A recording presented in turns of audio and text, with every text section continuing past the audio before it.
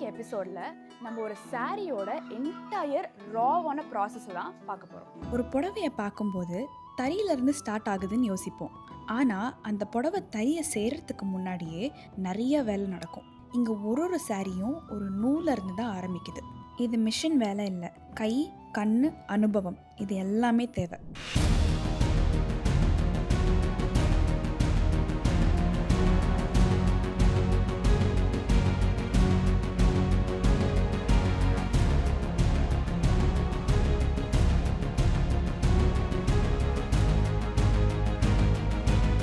அதாவது கடையில் நமக்கு பட்டுப்பாவு சாயம் போட்ட பாவுது பட்டுப்பாவு சாயம் போட்டு எங்கள் கையில் கொடுத்துருவாங்க வெயிட்டை போட்டு. நாங்கள் இதை வெளியில் ரோட்டில் நீட்டி அதை காய வச்சு ரோலில் சுற்றி தறியில் போய் மாட்டிடுவோம். இந்த நூல் சுத்தமான பட்டா இருக்கணும்னா கொஞ்சம் சுத்தம் பண்ணணும். எல்லா இடத்துலையும் இல்லை, சில பேர் அவங்களோட வழக்கம் படி பண்ணுவாங்க. இந்த ஸ்டேஜில் தான் பட்டோட ஷைன் மெதுவாக வெளியே வரும். காலையில் நீட்டினோம்னா இது எப்படியா இருந்தாலும் 10 மணி மேலே 10:30 11 மணி ஆகும். ஒரு பாவு நாங்கள் வேலை செஞ்சு 3 பேர் மெனக்கட்டி இது செய்வோம். காலையில் செஞ்சோம்னா பாவும் நல்லா இருக்கும். அதுக்கப்புறம் தான் கலர்னா ஜஸ்ட் டை இல்லை, இந்த நூல் மொத்தமாக ஒட்டி உள்ள வரைக்கும் போகணும். அதான் நூலை வலையாக கட்டி டை பண்ணுவாங்க. காலையில் பாவு நீட்டி கச்சி போட்டு அந்த இலையிலெல்லாம் பார்த்தோம் பார்த்தீங்களா. அதுக்கப்புறமா ப்ராசஸ் என்னன்னு சொன்னோம்னா இதுதான். இந்த கஞ்சியில் நினைக்கணும். கஞ்சியில் வச்சு நினைச்சி இதை புழிஞ்சு விட்டு திருப்பி வெளியில் உதறி விட்டு நீட்டி விட்டு ரோலில் சுற்றுறது.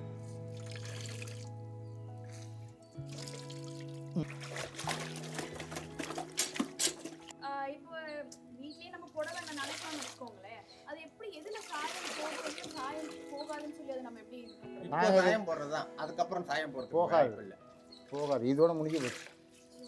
வீட்டில் நினைச்சா கூட சாயம் போகாது. ஆயிரக்கணக்கான நூலை ஸ்ட்ரெயிட்டாக அதே டென்ஷனில் சரி பண்ண வேண்டியது. ஒரு நூல் பிரேக் ஆனால் கூட மொத்தமாக பண்ணதை மறுபடியும் பண்ணணும். இதை பார்க்கும்போது ஈஸியாக தெரியும், ஆனால் செய்யும்போது கை, கண் எல்லாமே அலர்ட்டாக இருக்கணும்.